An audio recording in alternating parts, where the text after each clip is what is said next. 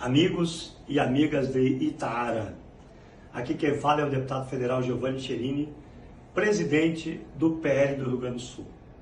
Vocês que estão reunidos aí, liberais, conservadores, nós estamos fazendo um grande partido do Estado. Queremos que todos vocês sejam grandes construtores desta obra, mostrando para a população gaúcha o que é a esquerda e o que é a direita. Vocês sabem o que é a esquerda. A esquerda é tudo aquilo que nós abominamos. Defender bandidos, fazendo desencarceramento, defender invasão de propriedade privada, defender o desarmamento, defender somente Bolsa Família. Nós defendemos Bolsa Família, nós da direita, mas numa transição, até porque existe uma comparação. Tem 3 estados brasileiros que tem mais gente recebendo Bolsa Família do que carteira assinada. Maranhão é um exemplo, o estado que foi governado aí pelo esse que é ministro agora, nem vou dizer o nome. Maranhão tem 1.200.000 pessoas recebendo Bolsa Família e 600.000 pessoas com carteira assinada. Compare o Rio Grande do Sul, compare o nosso estado, que desenvolve através do emprego, que é o que a direita pensa. O emprego é a dignidade das pessoas, o respeito à propriedade privada, o armamento da população para fazer sua autodefesa, o respeito àqueles que trabalham, diminuição de burocracias, de licença disso, licença daquilo. A direita representa aquilo que há de melhor no país e representa Jair Bolsonaro. A direita representa Michele Bolsonaro. A direita se organiza hoje no Estado para ter as mulheres organizadas no partido, os jovens, as mulheres através da presidente estadual Adriane Cerini e também a Adri, né? E também a juventude com o nosso Capa Verde. Itaara, contem conosco. O PL do Rio Grande do Sul está se organizando para ser realmente o Partido da Liberdade, a direita de verdade. Um abraço e um bom encontro a todos. Pode tirar, só que ele não é muito longo o cabo, né? Tirando ele fica melhor. Precisa passar ele por trás aqui, Ismael. É o máximo que ele vai. Boa tarde a todos. Primeiramente quero agradecer, é uma honra poder estar com amigos meus, Fran, Paulo, são amigos nossos há muito tempo, e eu me senti muito honrado quando fui convocado para esse bate-papo, para essa palestra, até porque é um tema que a gente vive esse tema, né? Nós cristãos, a gente vive o tema do cristianismo, da modernidade, da situação contrária em que nós vivemos, como as coisas se planejam contra o nosso cristão.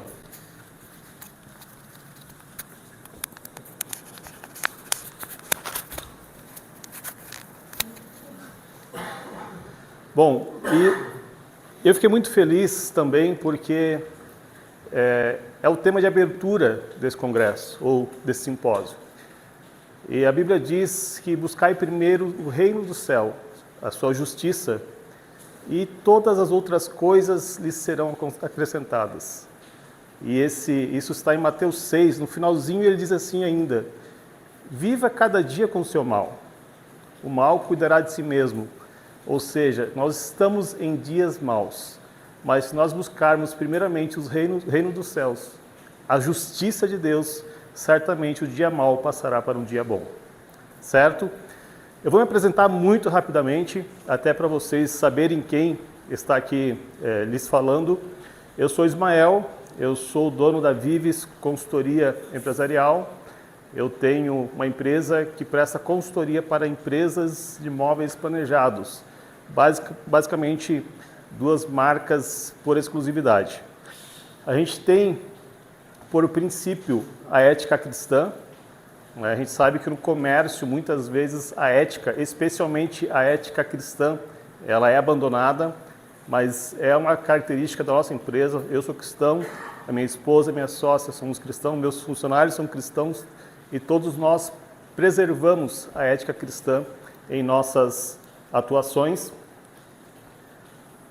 Apenas para não passar em branco, as duas marcas que a gente representa hoje no centro-oeste do Rio Grande do Sul são as marcas Italina e Criari, exclusivamente. Então, se eu atuo exclusivamente para eles, não se preocupem, não vou lhe vender nenhum curso, nenhuma proposta de trabalho, é só para mostrar para vocês quem é realmente a nossa empresa ela trabalha. Mas quem é o Ismael realmente? Agora sim, trazendo para cá, para no dia a dia, quem é o Ismael? Eu sou ministro do Evangelho, eu sou evangelista na Assembleia de Deus aqui de Itaara. Eu sou o esposo da Viviane, que me acompanha nesta noite, dessa tarde, na verdade. Eu sou o pai da Maria Clara, aquela pequena que está lá no cantinho, né, quietinha, graças a Deus. Né? Por enquanto, talvez daqui a pouquinho ela vai, né, dar o show dela. Eu sou filho do pastor Salvador. Quem não conhece o pastor Salvador em Itaara, talvez não seja daqui. É um homem muito conhecido nesse lugar, ficou 8 anos à frente da igreja aqui. A sua esposa, a Vera, também acompanha ele. Onde eu estou no momento? Além da empresa, no mundo secular, eu tenho outras funções. Eu sou vice-presidente da Assembleia de Deus de Itaara, primeiro vice-presidente. Eu sou líder da Escola Bíblica Dominical, ou seja, é uma escola vinculada à CPAD Brasil. Sou líder de DEPAD junto com esse casal aqui. Nós temos a missão de transformar vidas de adolescentes dentro da igreja. E isso é muito gratificante para nossas vidas. E também eu sou coordenador da Escola de Canto e Orquestra Melodia Celeste, que também é da Assembleia de Deus de Itaara, numa parceria com a Prefeitura de Itaara. Então, basicamente, esse é o Ismael, essa é a minha família, é para isso que nós vivemos. Não dá para vir falar de conservadorismo e não falar de família, né? Então, todos conhecem que agora a minha família. Eu pergunto, o pessoal que está lá atrás me ouve bem? O microfone está chegando aí, está ok? Então tá bom, estou vendo o pessoal meio... Bom, vamos lá então. Eu quero delinear esse nosso bate-papo em 3 linhas, basicamente. Quero falar sobre o que é ser cristão. Eu trouxe aqui um exemplo das palavras de Jesus, que eu vou trazer para vocês sobre sal e luz. Eu quero fazer uma apologia à família nessa tarde. Eu quero trazer dentro da apologia da família uma questão muito importante, que é a modernidade e a família. Por isso o tema, cristianismo e a modernidade. Mas eu quero vir mais na linha da modernidade líquida, de Zygmunt Bauman, que a gente também vai trazer para vocês nessa tarde. E eu quero encerrar esse bate-papo com o tema liberdade, que é um tema que parece algo comum, uma palavra simples de se falar, está no slogan, né? Bolsonaro fala muito de liberdade, mas a liberdade do amanhã é construída no hoje. E a gente vai falar isso no final também. E eu peço permissão a todos e até a paciência, porque eu sou cristão, então eu vou delinear a minha conversa por dentro da Bíblia. Com exceção de Zygmunt Bauman, que não é pela Bíblia, mas é um sociólogo polonês, que eu vou trazer um pouco dessa amostragem para vocês, mas o restante eu vou trazer caminhando dentro da palavra de Deus. Bom, então para isso, antes da gente começar, eu gostaria de ter uma resposta de vocês. Não precisa bradar, não precisa falar para mim, mas apenas se respondam. Você se identifica como cristão? Por que essa pergunta? Ismael, cristão é tão amplo isso? Ele é tão amplo, mas tão fechado ao mesmo tempo. Porque esse termo cristão, ele entrou na moda de uns anos para cá. Eu nasci num lar cristão. Meu pai, desde que eu nasci, já era presbítero da Assembleia de Deus lá em Joinville, que eu sou joinvilense. E ser cristão, naquela época, era um motivo de chacota. A gente era vilipendiado na escola por ser cristão, por dizer que era cristão. Né? E de um tempo para cá, entrou no modismo. Né? A gente vê, até agora surgiu os termos mundo gospel, worship, coisas que não se tinham na minha época de criança. E parece que está legal ser cristão agora. Parece que é um termo assim genérico demais. Mas na verdade, ser cristão, ele tem algumas responsabilidades. E ser cristão, você vai perceber que é muito próximo de ser conservador.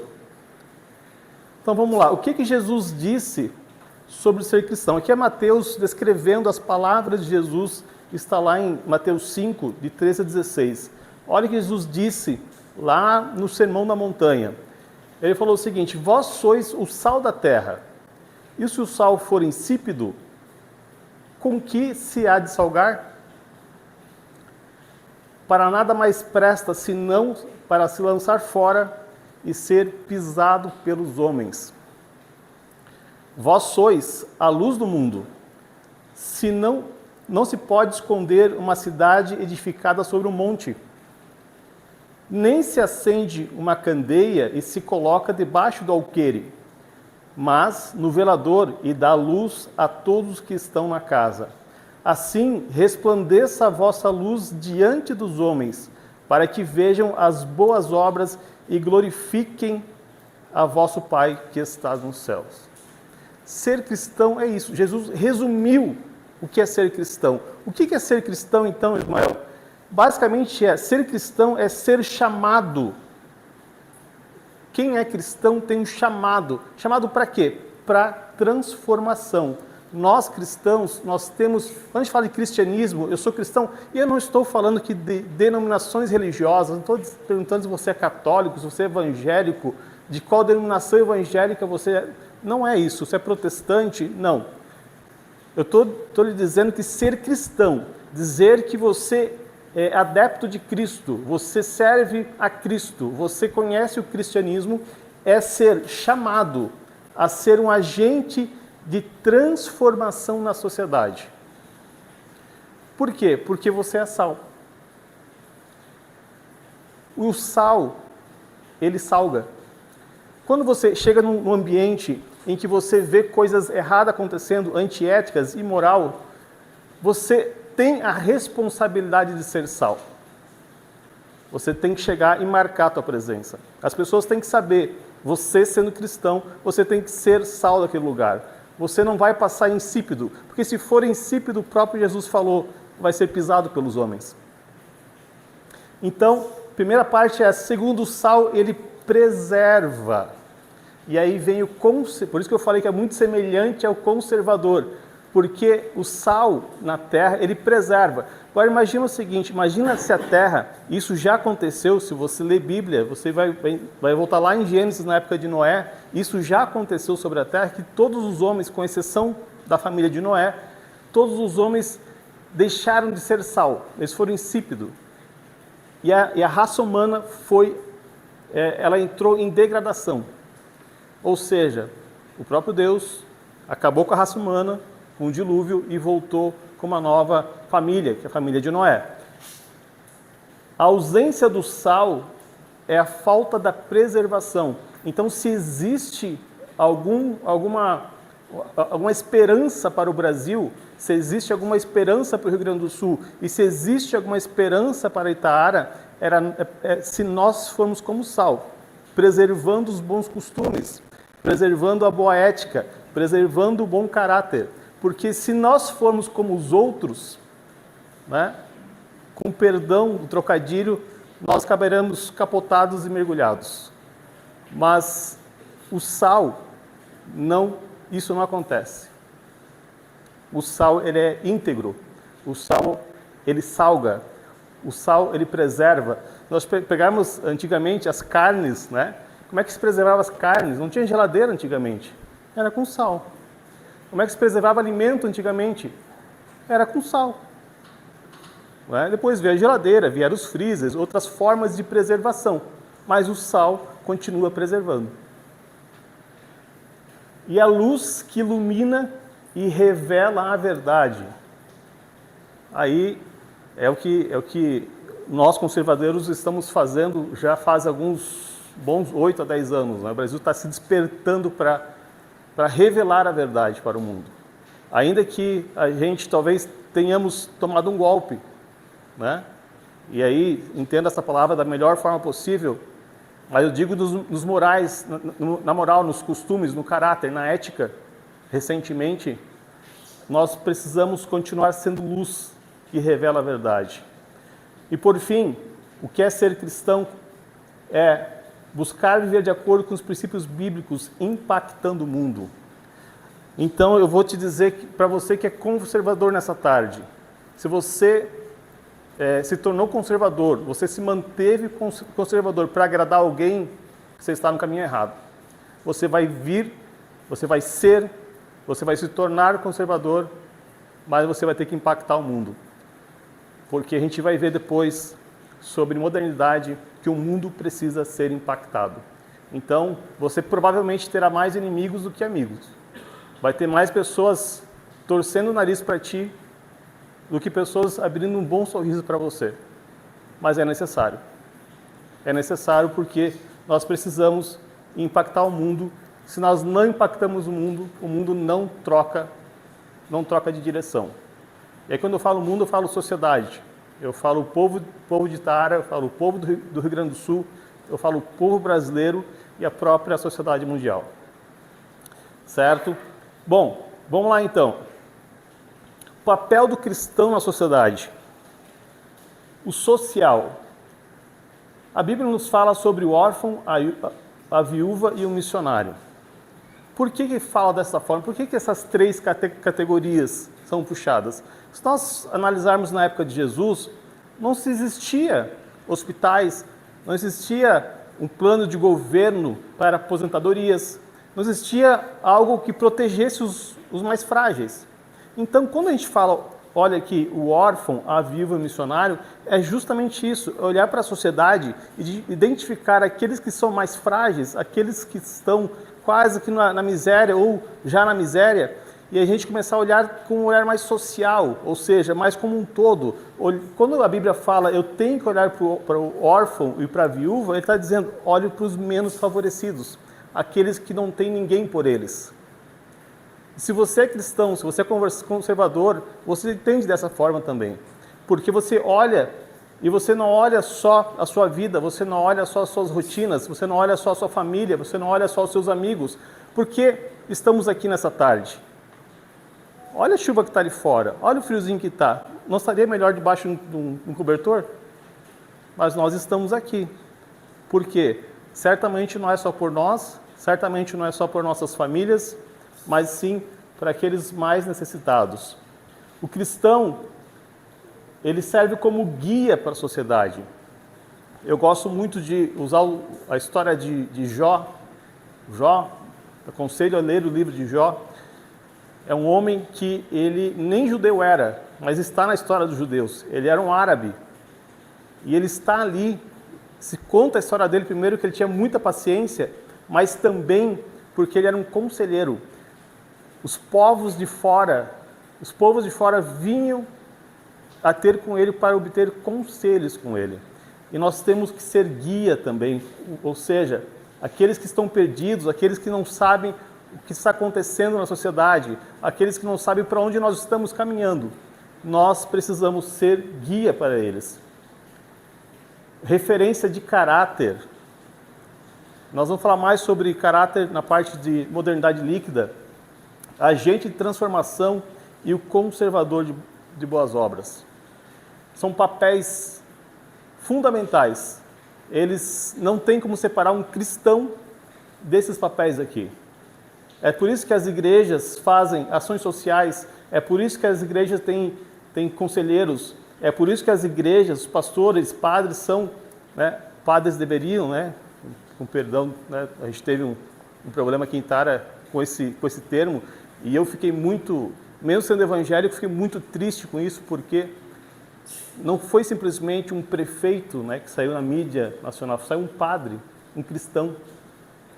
Não é? Se você é cristão e não ficou triste com isso, a gente está com um problema então. Não foi só um padre que saiu.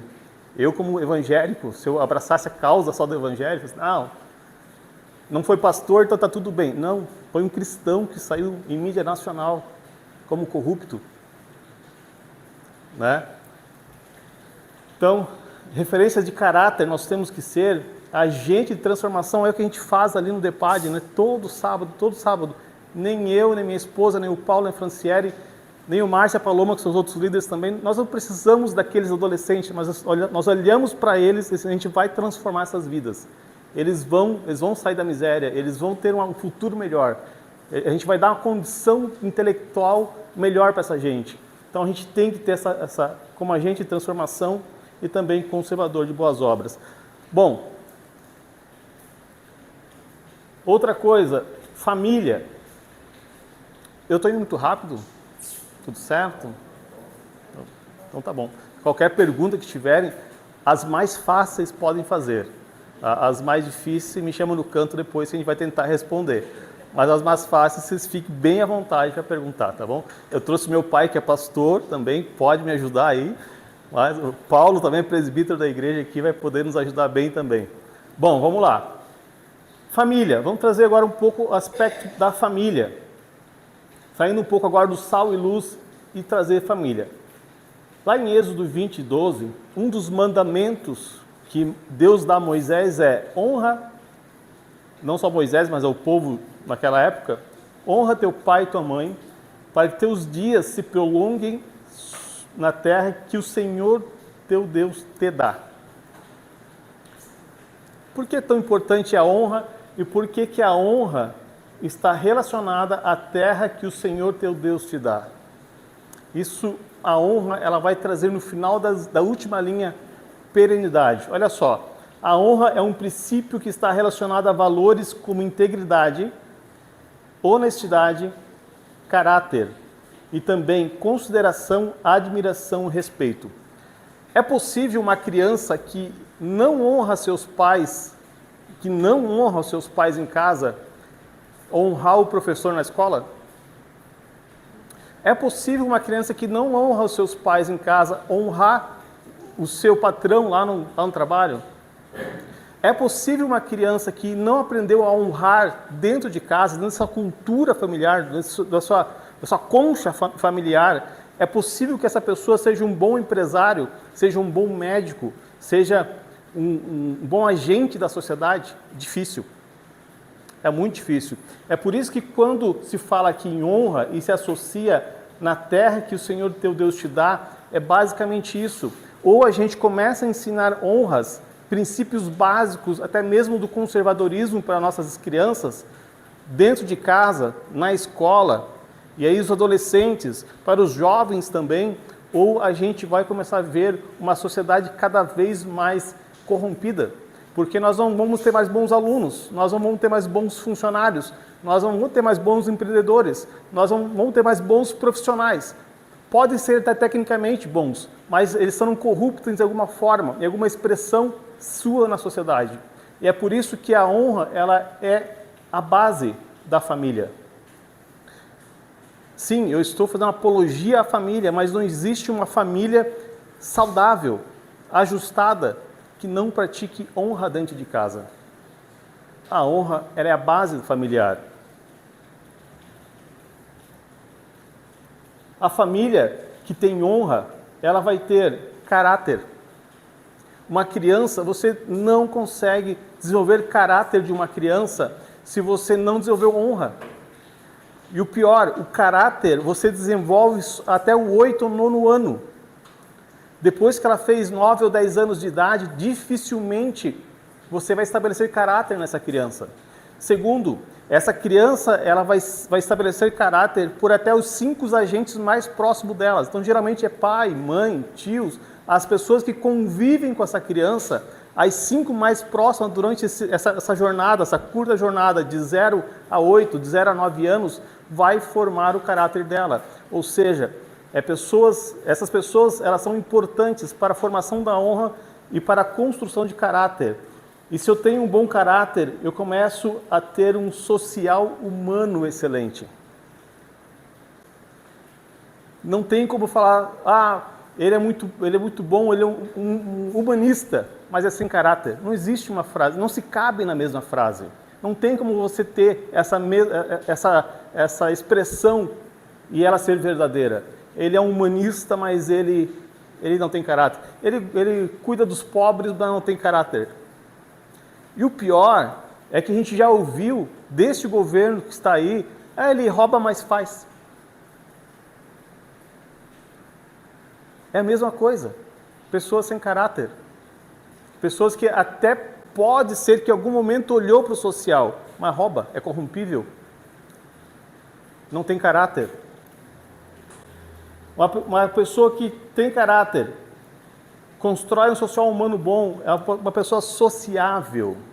Ela consegue entrar e sair de qualquer situação. Ela entra e sai de qualquer grupo. Ela consegue... Hoje, nós vamos ver daqui a pouquinho que as crianças, elas estão dependentes de atenção.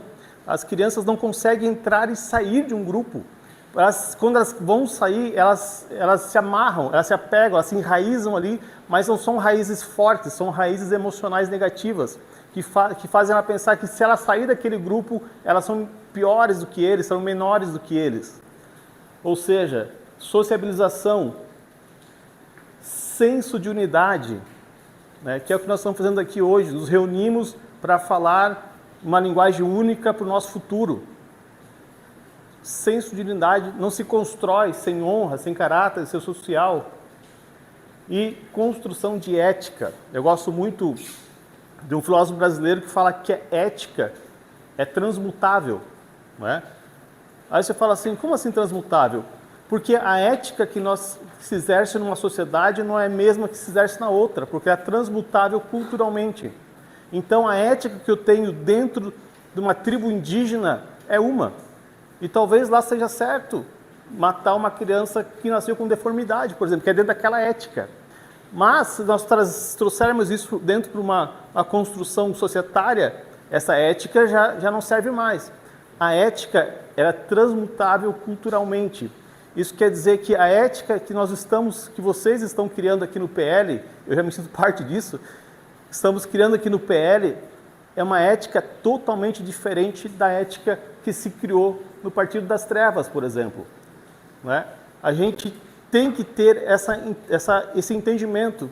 Às vezes a gente fica discutindo, fica brigando sobre ética, quando a minha ética é diferente da dele. A pergunta que eu faço para vocês, qual a ética que está se construindo nas escolas? Né? É a nossa ética, a nossa conservadora ética, é a ética que constrói uma sociedade ou uma ética que destrói a sociedade? Desconstrução.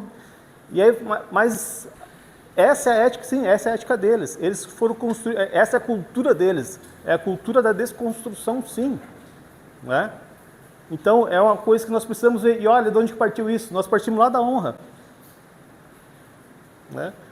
A gente partiu lá da honra, a gente não veio do nada. A gente veio do núcleo familiar, a célula máter da sociedade, um núcleo familiar saudável, ajustável, onde o filho honra o pai, onde o aluno honra o professor, onde o empregado honra o empregador, onde o empregador também favorece o empregado, as honras, né, se dá honra a quem tem honra, enfim, mas nós chegamos numa sociedade doente.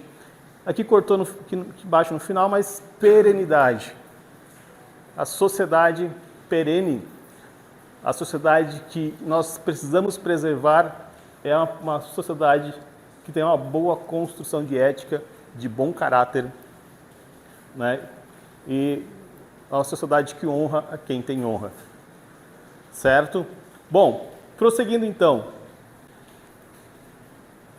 Por esses motivos que existem movimentos para destruir a família tradicional, ou seja, a da honra, pois é ela quem salva a sociedade do caos. Basicamente isso.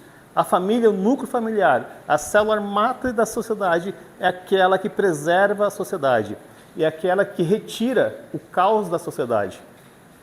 E é por isso que se tem tantos ataques à família. Né?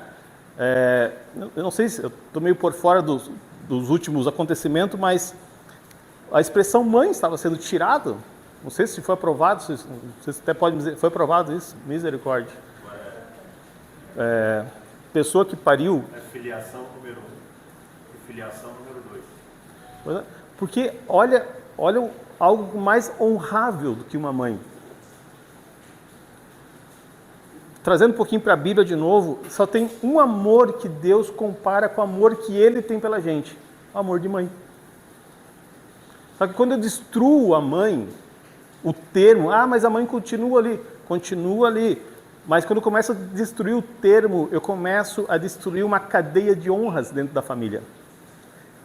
e a família vai desmoronar. Se a família desmoronar, a sociedade vai desmoronar. E o caos é o que eles querem. Eles não querem o bem, eles querem o caos. Se a gente pegar, eu esqueci agora o nome do autor chinês, que diz que para conquistar é preciso dividir. Divide e conquista. Como? É o lema deles. Divide e conquista. É o que eles estão fazendo com a gente hoje. Nós estamos sendo conquistados da pior forma possível, em termos de guerras. Nós estamos sendo conquistados por algumas pessoas que simplesmente querem destruir isso aqui, a família. Somado a isso, eu quero trazer um outro entendimento para vocês. Deixa aqui. Tu clica de novo na apresentação. Que daí ela vai voltar aqui. Travou, será? Só para Sim. esclarecer, honra seria o sinônimo de respeito, responsabilidade e admiração? E admiração. São os três que vêm a formar a honra. Sim, eles formam a honra. Por quê? Responsabilidade, respeito e admiração. A admiração. Porque a Maria Clara é minha filha, certo? A partir do momento que ela me respeitar, que ela me admirar, não é? Ela vai me usar como modelo. E aí vai lhe admirar e vai lhe honrar. E ela vai replicar meus atos. Então é preciso que eu seja honrável, para que a Maria Clara olhe para mim e me honre com suas ações também. Ou seja, ela vai se espelhar em mim. Não é? É aquele negócio de pisar a mesma pisadura. Onde tiver as minhas marcas de pisada, ela vai botar o pezinho dela ali também.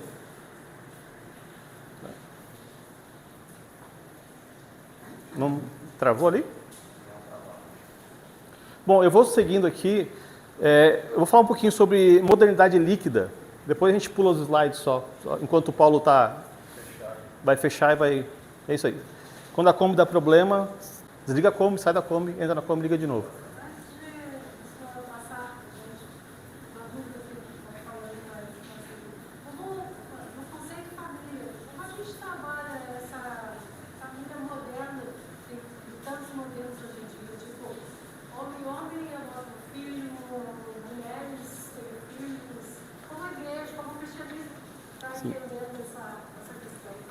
Bom, vamos lá. Eu vou falar sobre como o cristão deve olhar essa questão, né? Não necessariamente como está sendo olhado. Deus, dentro da visão divina, né, esse é um problema que acontece desde lá da época de Noé. Uma das depravações que aconteceu foi isso: homens com homens, mulheres com mulheres, homens com animais. E depois aconteceu de novo em Sodoma e Gomorra, essas duas cidades muito conhecidas na história também. Sodoma e Gomorra foi um pouco pior ainda, que eles queriam ter até com anjos, né? Então, isso dentro da estrutura, da visão divina, isso é um pecado. E aí, a Bíblia vai nos provar por N motivos por que isso é um pecado, né? Uma deles é porque não traz perenidade à sociedade. Bom, vamos lá. Agora, a visão do cristão sobre isso. Deus, ele não coparticipa do pecado, mas ele ama o pecador. Certo? Então, de que forma que nós temos que tratar pessoas que têm gêneros diferentes, ou se identificam com formas diferentes? Nós vamos ter que tratar com paciência. Simples assim, com paciência. Porque nós não podemos... vou falar uma linguagem interna nossa da igreja, não podemos lançar no inferno. Que só quem tem o poder de salvar é Deus. E o poder de se lançar é a pessoa mesma. Deus nunca vai botar ninguém no inferno, nunca. Você não vai olhar um versículo na Bíblia e falar assim: Deus lançou o fulano no inferno. Não. Deus é Deus de vida, Deus de paz. Ele quer que os filhos, né? Deus é pai, Ele quer que os filhos estejam bem, né? Então, Deus não lança eles no inferno. Agora, nós cristãos, nós não vamos, primeiro, a gente não tem como aceitar eles dentro da nossa ética cristã, porque não cabem dentro das diretrizes da Bíblia, digamos assim, mas também nós não temos o poder de condená-los. Então a gente trata eles com paciência. Existe um agente, um terceiro agente, que eu falei de Deus, Jesus e o Espírito Santo. Quando Jesus subiu ao céu, ele deixou o Espírito Santo. E é o espírito do convencimento. Se alguém tem que fazer alguma coisa, é o espírito do convencimento. Bom, até agora eu falei sobre famílias. Ismael, então, quer dizer que tudo que eles estão montando sobre a família... Oi?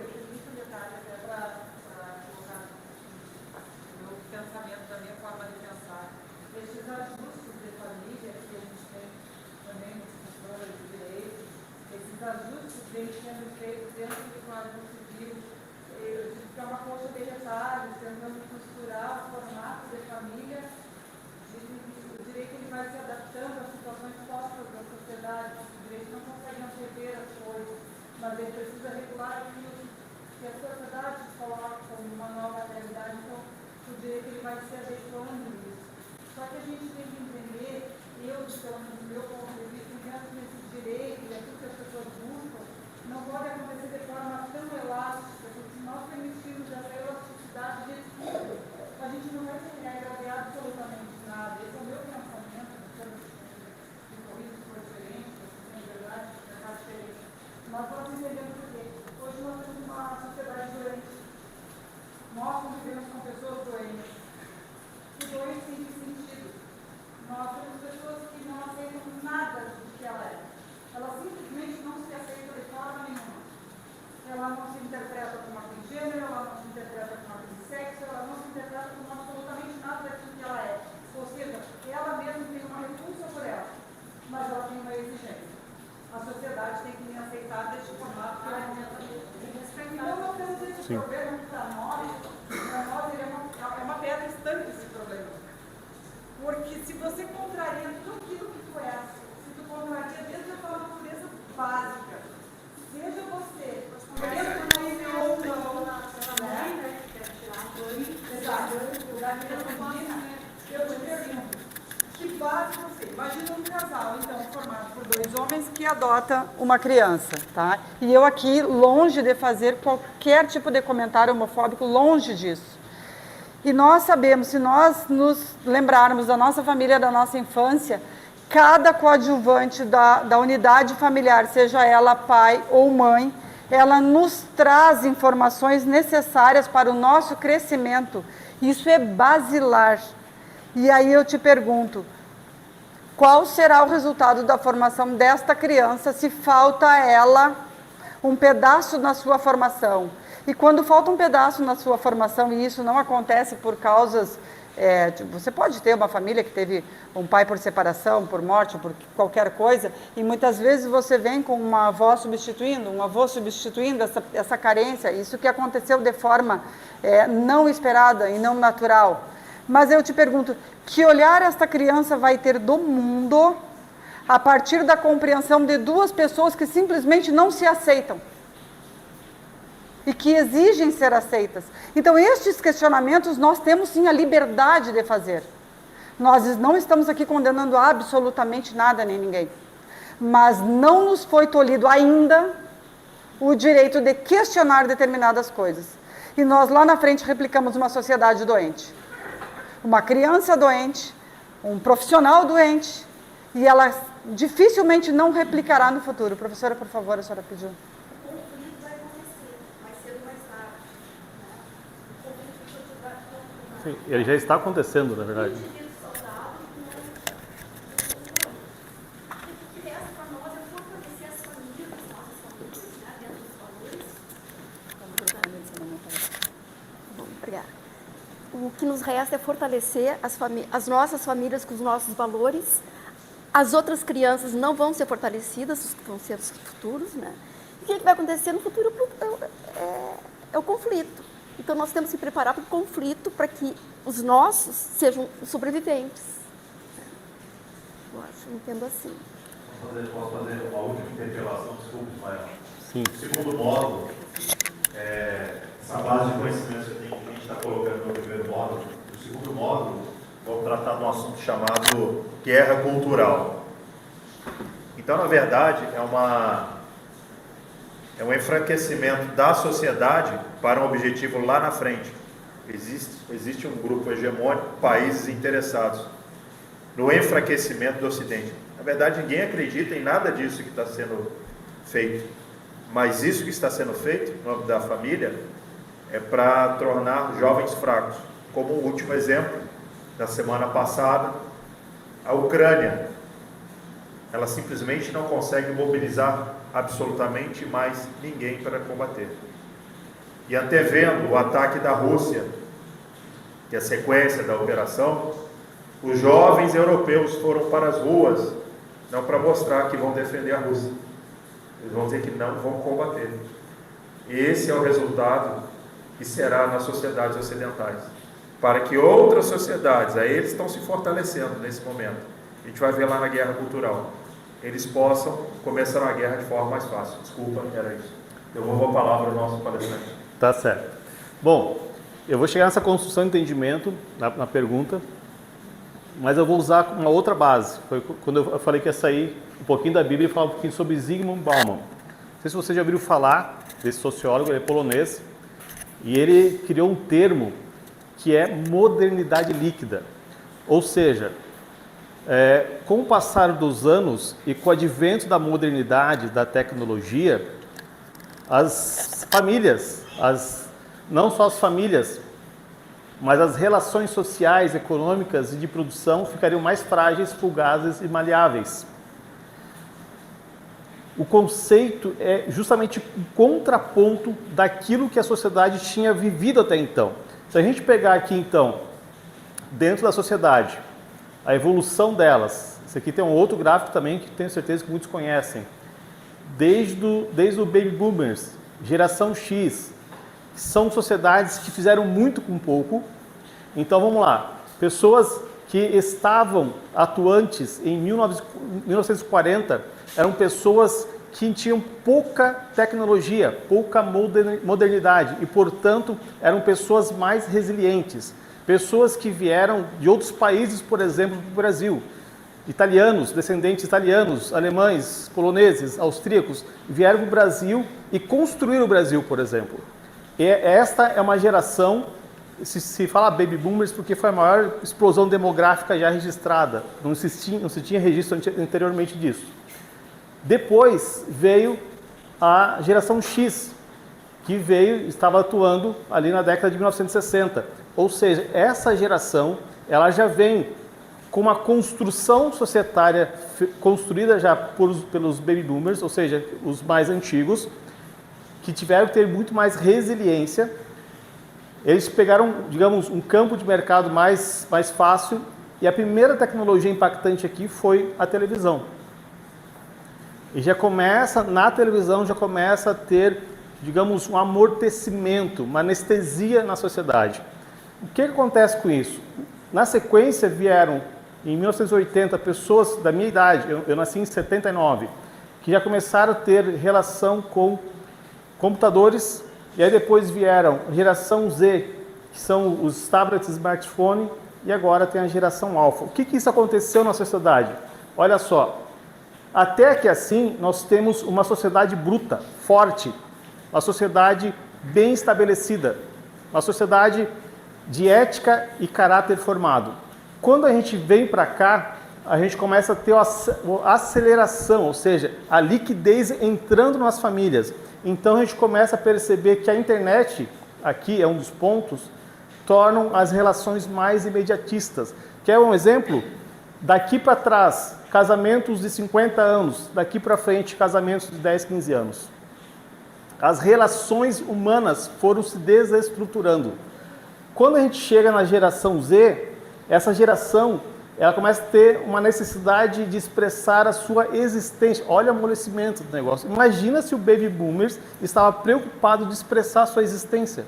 Ele tinha que sobreviver, ele tinha que trabalhar, tinha que ir para o meio do mato, abrir clareira para fazer fábricas, para fazer cidades, vilarejos. Ele não estava preocupado com a sua existência. Mas agora, como as coisas se aceleraram, as relações foram destruídas, basicamente, desmoronaram as relações sociais e trabalhos.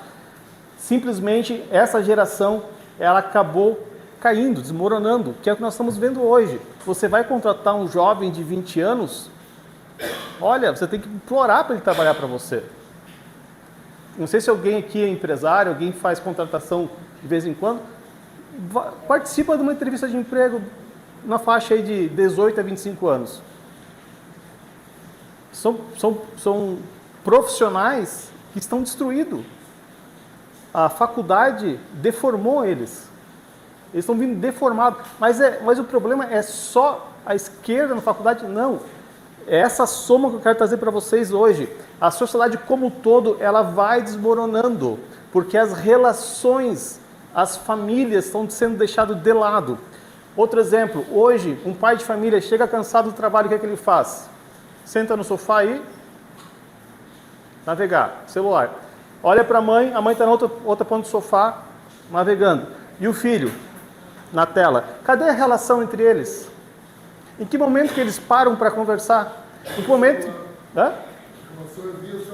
Virou digital, eles estão ali se comunicando talvez, mas a interação, aquele falar, aquele olhar no olho, aquela conversa à roda da mesa que o senhor teve com seu pai, não existe mais. E aí sabe o que vai acontecer? Vai vir um alfa, que além de tudo isso, de pegar toda uma geração decaída, desestruturada, uma geração frágil, né?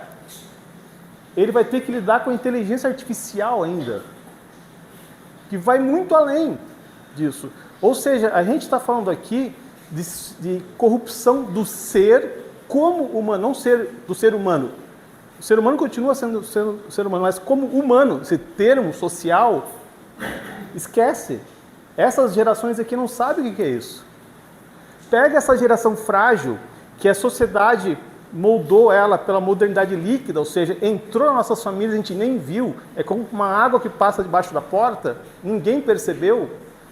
Soma esta família aqui desestruturada, hoje, com uma agenda de esquerda. É um prato cheio, porque é um ser não pensante. Eu provoco os senhores e senhoras novamente, vão para uma agência de emprego e participe de entrevista de emprego de jovens de 18 a 25 anos. Você vai chorar, e não vai ser de rir, é de tristeza, porque a nossa sociedade está decaída, está frágil. Pessoas que, se você, na entrevista, eu passei por isso, eu estava entrevistando um rapaz, ele tinha quase 30 anos, eu comecei a fazer perguntas, mas por que eu deveria te contratar? Ele entrou no suador, ele suou e saiu porta fora. Quase 30 anos de idade.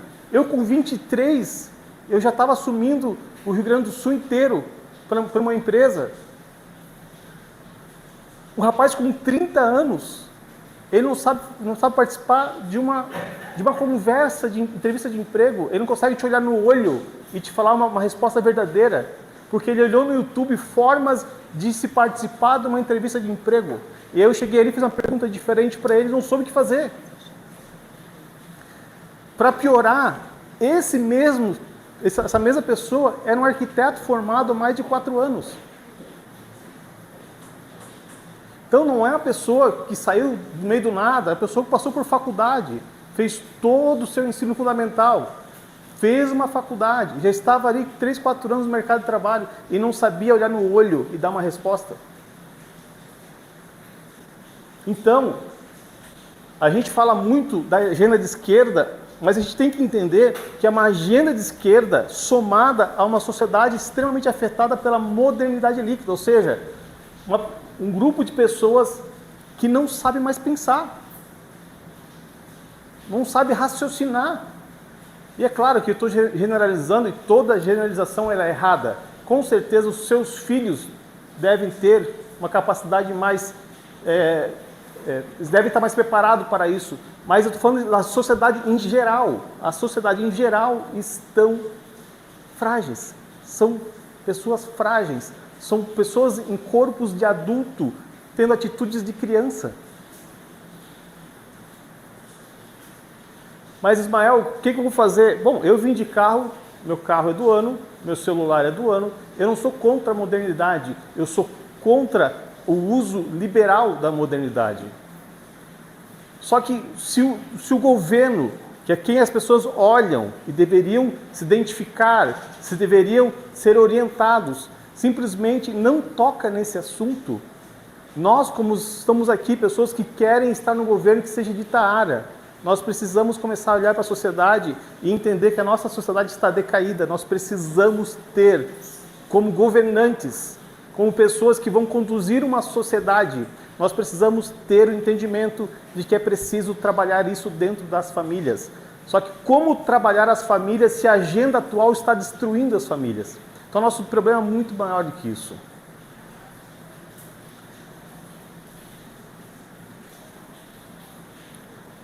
Olha só, agora eu vou tocar em assuntos sensíveis aqui agora, mas começa a compreender a modernidade líquida desde o advento da TV agora, certo? Vamos lá. Drogas lícitas. Quantas famílias foram destruídas pelo alcoolismo? Quantas vidas ceifadas pelo tabagismo? Modernidade líquida. Eu me lembro até hoje daquelas campanhas da Marlboro. Eu achava lindo aqueles caras no campo, cavalgando e fumando. Eu queria fumar também. Modernidade líquida. Aí você vem, somado com a agenda antifamília, liberação das drogas. Você já foi na Cracolândia? Já passou perto? Eu já passei perto em São Paulo. Parece um bando de zumbis. Não são mais seres humanos. Eles não têm mais capacidade cognitiva. E essa agenda, somada com a modernidade líquida, quer liberar esse negócio. Corrupção dos gêneros naturais, foi o que aconteceu aqui. Imagina se não é muito mais fácil a corrupção do gênero de uma sociedade fragilizada. Aí você fala assim, mas essa agenda deles é legal, é social. Sim, só que eles estão com a intenção errada. O problema é que a intenção deles é deixar a sociedade ainda mais frágil, ainda mais corrompida. Se valendo dessas duas situações, da modernidade líquida que enfraqueceu as gerações e da pauta deles. Sexualização e hipersexualização de crianças. Eu não vou entrar, tem que trazer o DEPAD para cá, né? A gente pega muito forte com os nossos adolescentes sobre isso aqui. Qualquer propaganda leva para o sexual. Por que alguém que vai vender um carro tem que botar uma mulher sexy para vender o carro? Por que eu vou vender uma bolsa para a mulher e eu tenho que botar um homem sem camisa, todo musculoso? Coisas que a gente vê desde a época da década de 60, 70, 80, desde o advento da TV, vem fragilizando a nossa moral, nossos costumes, e nós nem aí. Propaganda de calça jeans, né? Propaganda de calça jeans, de perfumes. Para que eu preciso ter sexualização na venda de um perfume? Por que eu preciso ter sexualização na venda de um carro? Eu não preciso. Mas, soma isso aqui com isso aqui, eu preciso disso aqui para começar a corromper minhas crianças. Porque se eu conseguir corromper as crianças, eu não tenho sociedade no futuro. O trabalho dos senhores que querem governar essa cidade, querem governar esse estado, esse país, é muito mais árduo do que se possa imaginar. Vocês vão lutar com castas preparadas, prontas, e que já atuam há mais de 40 anos na sociedade brasileira. Muito mais de 40 anos. Aborto. Por que o aborto agora voltou à tona? Sociedade frágil, sem relações humanas, interpessoais. Não se valoriza mais relações de mãe com filho, filho com mãe, honra. Lá atrás, está tudo interligado. Cultura relativismo. Deixa eu uma pergunta para vocês aqui, por favor, não se ofendam comigo. Quem aqui dançou o bonde do Tigrão? Ah, vocês dançaram sim. Ah, viu? Temos uma honesta aqui. Dançou o bonde do Tigrão. A pergunta outra é Dança da Garrafa. Mas o Bonde de Tigrão era uma musiquinha bobinha, né?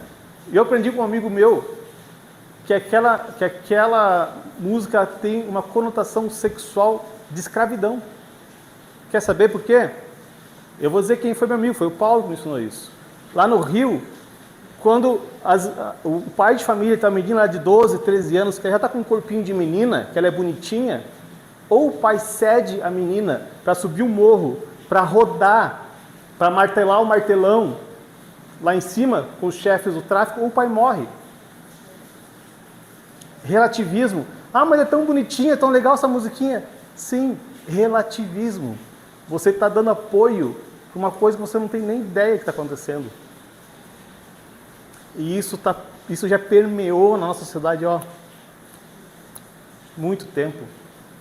Como todos os funks agora, Bom, Rio de Janeiro, São Paulo, para as músicas, as letras são todas assim. o funk é trazer agora na criminalização do legal. Ou seja, não é mais legal ser bombeiro, não é mais legal ser policial, ser agente da sociedade. Legal agora ser traficante. Traficante, funkeiro. Vê se não é uma sociedade fragilizada, doentia. Tudo porque nós não nos despertamos para isso aqui e aqui tem gente se aproveitando disso. É a agenda da esquerda que quer promover esse caos. Ele precisa do caos, ele precisa dividir para conquistar, porque o negócio deles não é governo, é poder. Eles se aproveitam disso. Agora me diz o porquê que na campanha Lula subiu o morro e Bolsonaro não.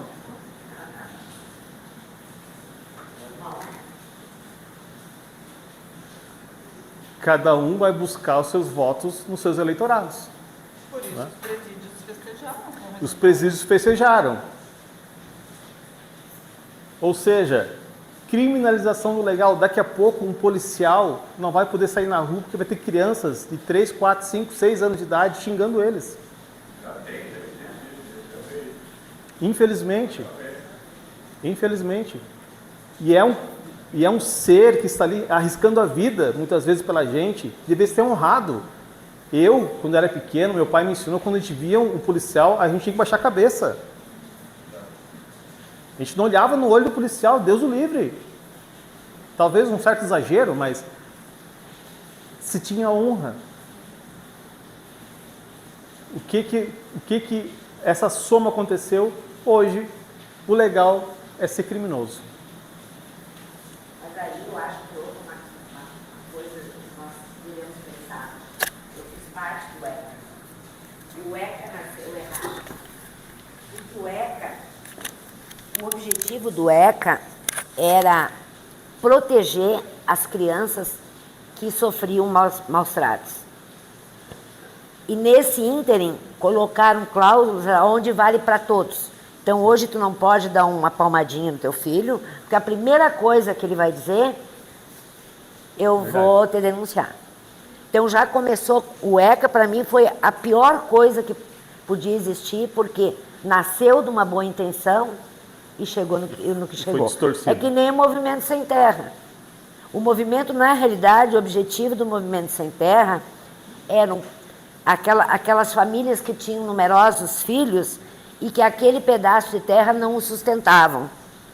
E olha o que virou o Movimento Sem Terra. Mas nasce de um projeto benéfico, isso aí. Mas e depois vai transcorrendo e acaba no que exatamente. Estamos aí, hoje. Se distorce no caminho. Exatamente. Fran, Paulo, como é que está meu tempo? Eu vou encerrar já, né? Está na hora já de encerrar, né? Bom, eu vou dar um gás aqui. Bom, vamos lá. Por último assunto, liberdade. É um versículo que Bolsonaro usou muito. Conhecereis a verdade e ela, a verdade, vos libertará. Hoje eu trouxe um pouco aqui para vocês da verdade que eu vejo em sociedade. A gente vê isso em Itaara, infelizmente. A gente vê no Rio Grande do Sul. A gente vê no Brasil. Mas olha só. Isso vale para nós, mas também vale para eles. Em justiça divina. Deus é tão bom que permite você semear qualquer semente e lançá-la em qualquer solo. mas Ele é tão justo que faz você colher tudo o que plantou. Para você que talvez esteja um pouco desanimado com o que eu trouxe aqui de informação sobre a nossa sociedade, sobre a nossa corrupção humana, eu quero te dizer que está em Salmo 126, 5 e 6. Os que semeiam em lágrimas ceifarão com alegria. Aquele que leva a preciosa semente andando e chorando, voltará sem dúvida com alegria, trazendo consigo seus feixes. Não desistam, está difícil. O apelo que eu faço para o PL como conservador: não desistam dessa causa. Talvez vão ter dias de choro, dias de decepção, mas a justiça de Deus não falha. Ela não falha. Se vocês semearem bem, certamente colherão bem. Já indo para o encerramento, as decisões que nós tomarmos hoje, para o bem ou para o mal, refletirão em nossos filhos, netos e as suas gerações. Não desistam dessa postura de combate àquilo que nós sabemos que é errado, antiético, depravado, enfim, corruptível. E para encerrar, eu trago um versículo e uma frase. Os céus e a terra tomo hoje como testemunha contra vós, de que tenho proposto a vida e a morte, a bênção e a maldição. Escolhe, pois, a vida, para que vivas tu e a tua descendência. Essas palavras de Deus para o povo de Israel. O contra ti não é que Ele está guerreando contra ti, contra vós. Ele está dizendo, estou expondo para vocês isso aqui. A vida e a morte, a bênção e a maldição. Escolhe, porém, a bênção, para que vivas não só tu, mas a tua casa, teus filhos, teus netos, os filhos dos teus netos. Talvez o que você viu hoje aqui não faça muito sentido para hoje. Mas, isso aqui é uma palavra do nosso pastor e presidente, mas nas encruzilhadas da vida, quando menos perceberes, fará total sentido para a sua vida. Eu espero que tenha contribuído com o simpósio. São palavras simples, humildes, mas de um coração cheio de esperança. De ver, feliz de ver que pessoas como Paulo, Franco, eu conheço muito bem. Talvez eu não conheça todos, mas eu conheço a integridade desses dois. Ver pessoas assim, se levantando literalmente para o combate. E por isso eu me senti tão honrado de duas pessoas que eu vejo com esses perfis, vejo com essa postura, me chamarem para esse bate-papo. No mais, desculpa qualquer coisa e muito obrigado a todos.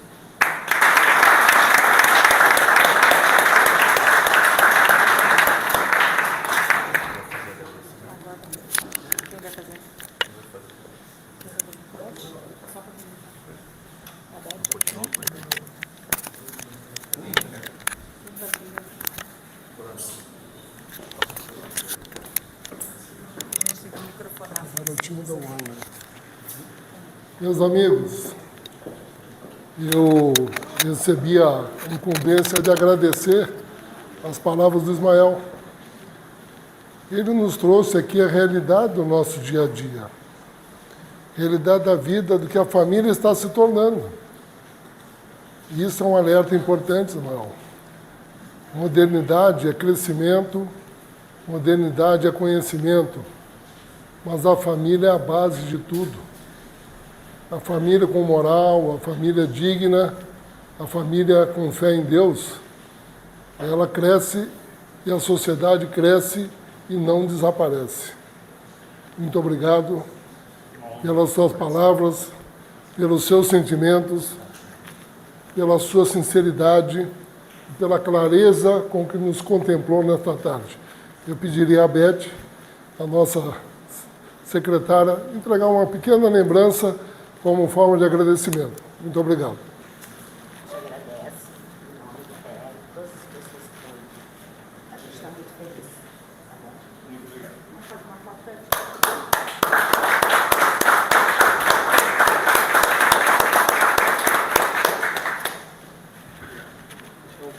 Obrigado.